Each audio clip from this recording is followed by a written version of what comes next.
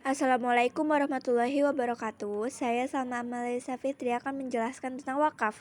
Wakaf adalah menahan zatnya benda dan memanfaatkan hasilnya atau menahan zatnya dan menyedekahkan manfaatnya. Adapun perbedaan pendapat para ulama fikih dalam mendefinisikan wakaf diakibatkan cara penafsiran dalam memandang hakikat wakaf.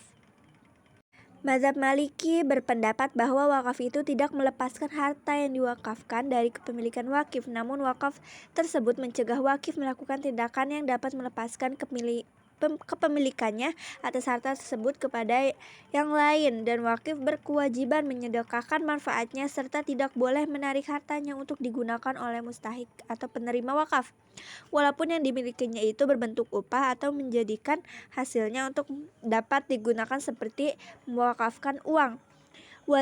Mazhab Syafi'iyah, Hambali, dan Hanafi berpendapat wakaf adalah mendaya gunakan harta untuk diambil manfaatnya dengan mempertahankan zatnya benda tersebut dan memutus hak wakif untuk mendaya gunakan harta tersebut. Wakif tidak boleh melakukan apa saja terhadap harta yang diwakafkan. Dasar hukum wakaf dalam Al-Quran ada dalam surat Al-Hajj ayat 22 yang berbunyi, A'udzubillahi minasyaitonirrajim. Bismillahirrahmanirrahim. Ya ayyuhalladzina amanu rka'u wasjudu wa'budu rabbakum waf'alul khaira la'allakum tuflihun. Yang artinya, hai orang-orang yang beriman, rukulah kamu, sujudlah kamu, sembahlah Tuhanmu, dan perbuatlah kebajikan, supaya kamu mendapat kemenangan. Lalu ada juga dalam surat Ali Imran ayat 3, yang perlu diperhatikan dalam wakaf itu harus memenuhi rukun dan syaratnya.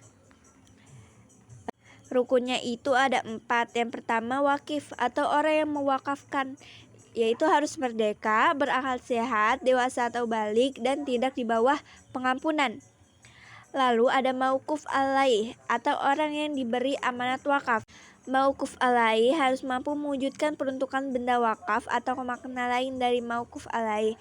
Hal ini terpengaruh oleh unsur tabaru atau kebaikan yang meliputi peruntukan ibadah dan sosial atau umum, kecuali yang bertentangan dengan Islam atau maksiat.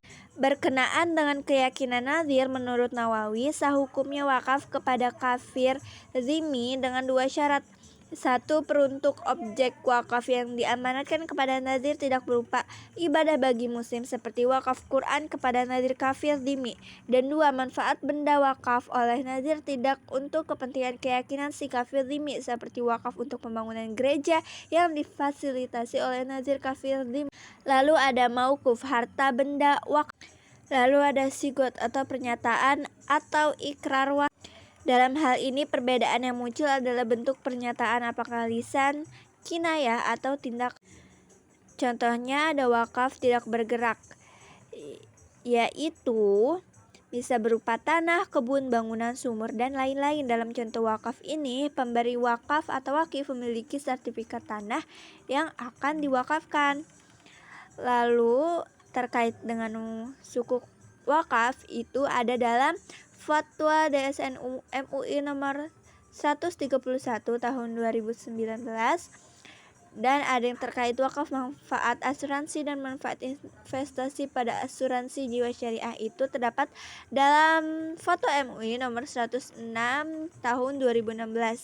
Bila ada kesalahan mohon dimaafkan dan mohon untuk dikoreksi. Wassalamualaikum warahmatullahi wabarakatuh.